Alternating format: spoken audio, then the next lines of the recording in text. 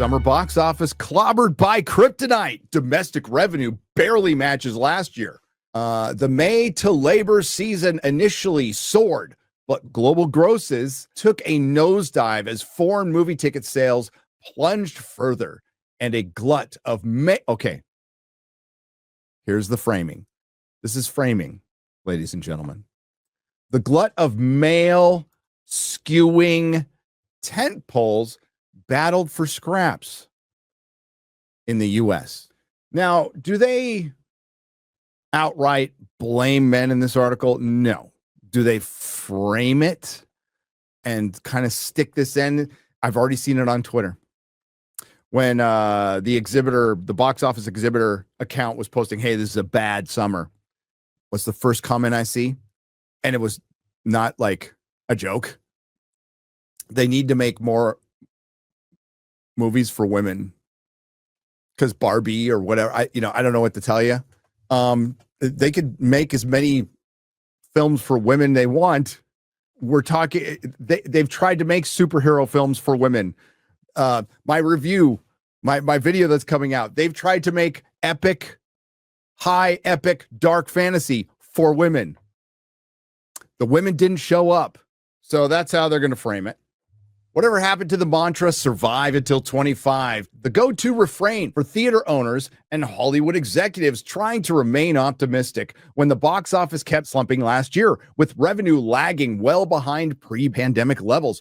Perhaps the mantra disappeared this summer when it became clear not even the likes of Superman or even bigger and scarier dinosaurs could save the day. As the summer season wraps up September 1st, Hollywood is facing the worst case scenario. May to Labor ticket sales in North America barely matched the $3.67 billion collected in 2024. Even if the deficit was only $7 million, piling it on, Universal and Amblin's release of Steven Spielberg's 50-year-old Jaws beat two new studio films domestically over Labor Day.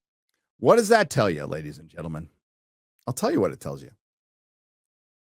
The modern audience doesn't exist. The modern audience has never existed. It is chasing, Hollywood has been chasing that dragon for a long time. There is only the audience. And it turns out what the audience likes are good stories.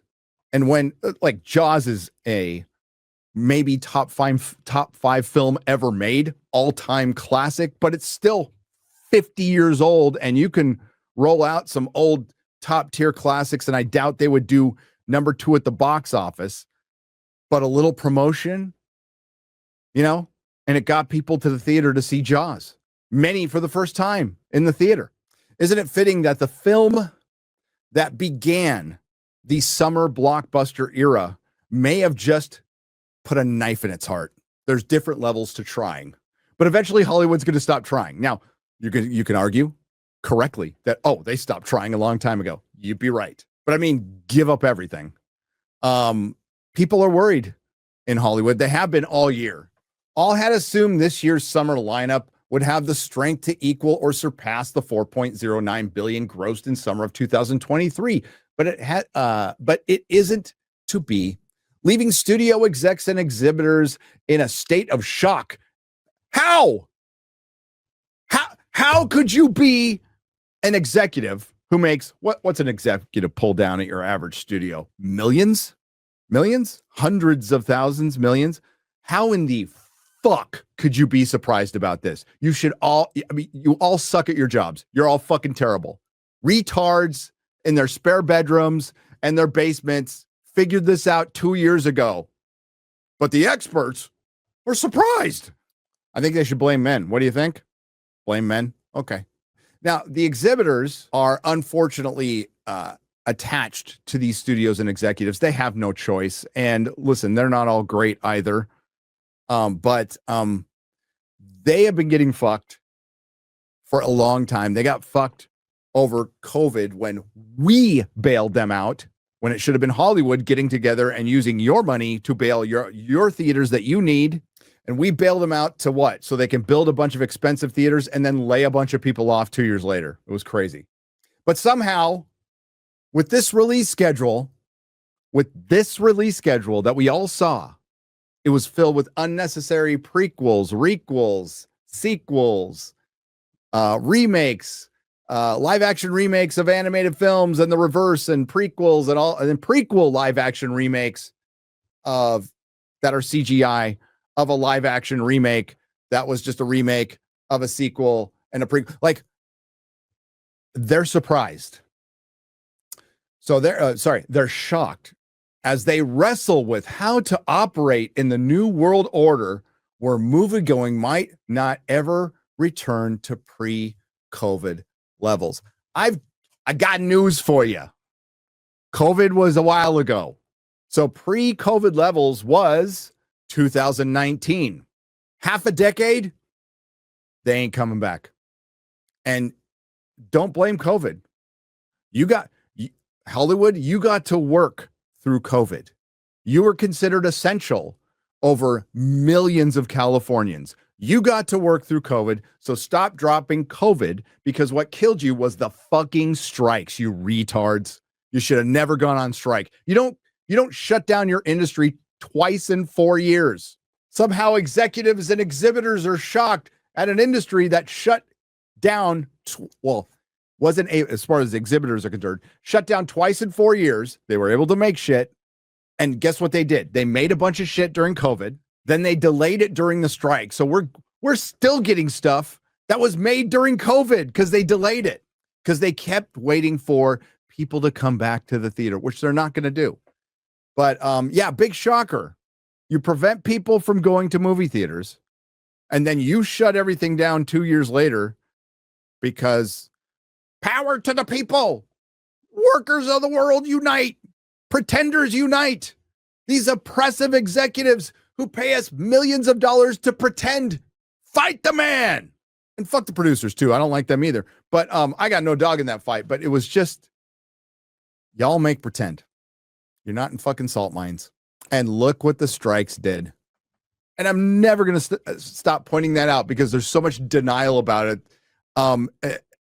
Even though the WGA is now looking for YouTubers and TikTokers.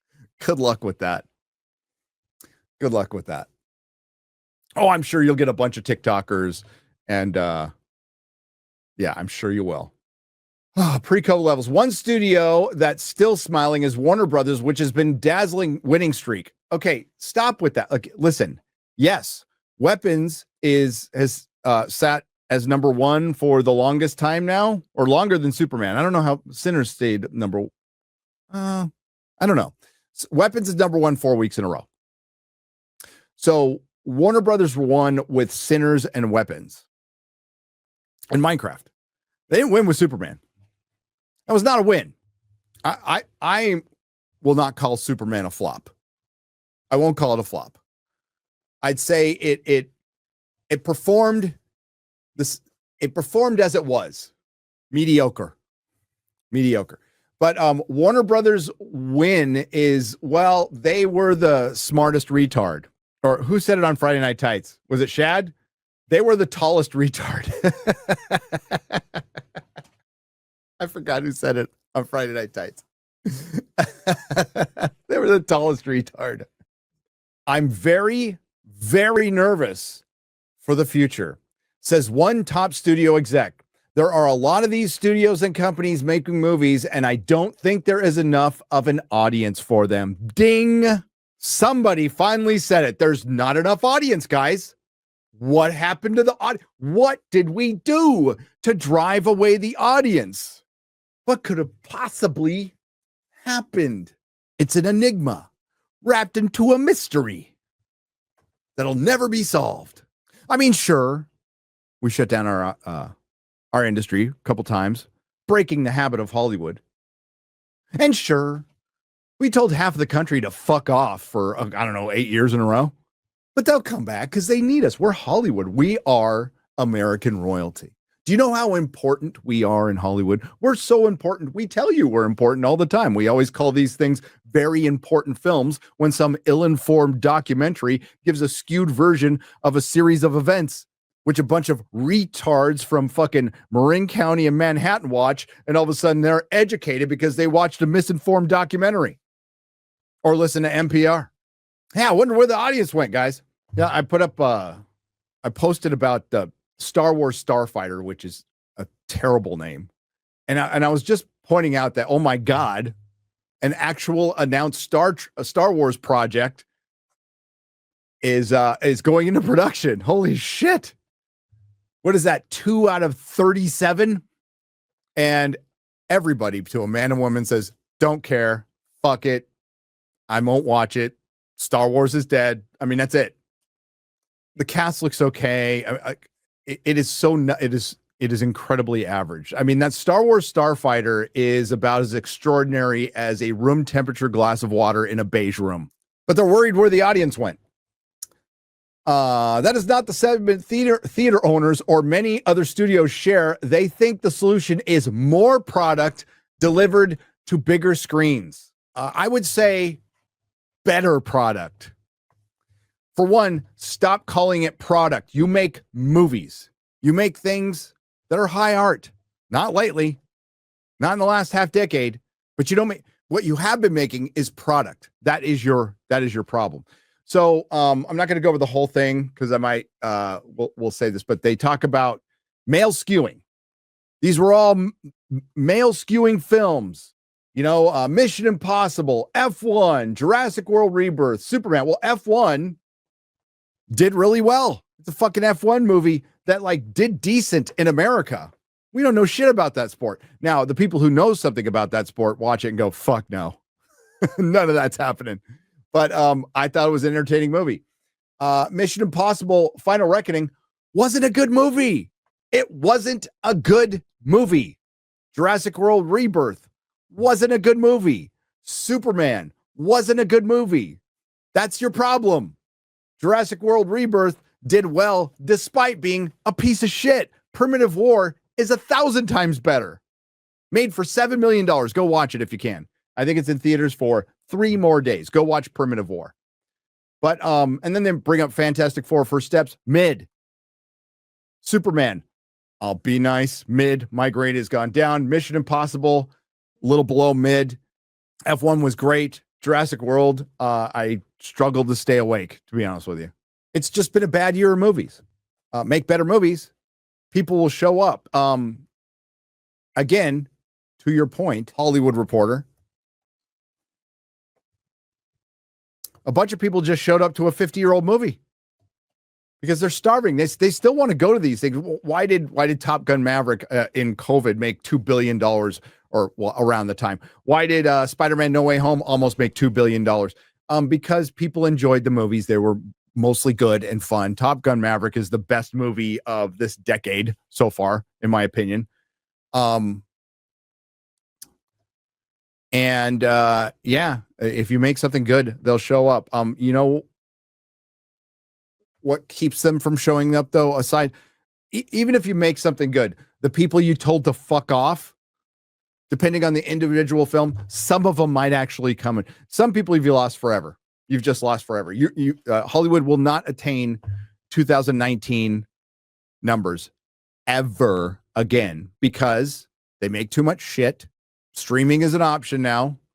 And I'll be real, there's better stuff on streaming than there is in the theater. And you're in competition with yourself. So you just saw that Jaws is number 2. Well, what do you think people are doing at home? Do I want to go watch Being Caught Stealing from Darren Aronofsky, or do I want to just stay home and watch Snatch or The Gentleman and then wait for Being Caught Stealing to come on streaming later? That's usually what happens. So there we are. That's where we're at with Hollywood. And I said 3 weeks ago on Friday Night Tights, you're going to start seeing articles of Hollywood shitting themselves because of the bad summer. And more importantly, the reason they're shitting themselves is what's ahead, which is nothing. Fucking nothing. A couple of horror movies will come out and they'll do well because they have low budgets, but nothing to prop up a theater. No tent poles. Tron Ares, as much as I'm kind of looking forward to it, it's probably going to be girl boss shit. Okay, let's be real. it's not going to be a massive hit. Tron just doesn't. Tron is Gen X. And we're getting old, baby. I mean, they're like Tron with the 9 Inch Nails soundtrack. It's like, oh, that's good to me. My kid's like, what? So, Tron, Mortal Kombat has been moved. Trying to think of what else. There's a Wicked's coming out, so Jeremy and Ryan will be super happy, and they can go on a date and see that. And then Avatar at the end of the year, and Jay will be the only one excited. But let's be real. Jay's pretty easily excited. Yes, we love him for it. And absolutely. It's going to be awesome. I'm glad I'm here. So, we had a great time here. Jay, you have a great time. Oh, man, it was absolutely amazing. Absolutely amazing. Nerderotic.com. Please subscribe.